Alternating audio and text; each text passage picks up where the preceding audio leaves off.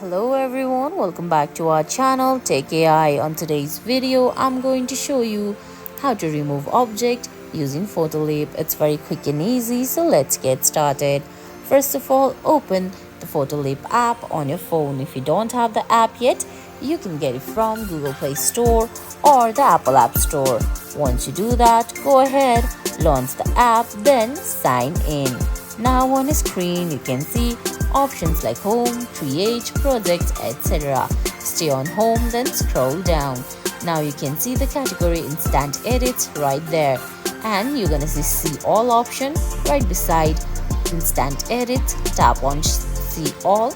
Once you tap on see all, you're gonna see few options like remove objects, enhance, change background, fast filters, etc. Select remove object from there and tap on start. Now you're gonna have to select the image that you want to remove object from.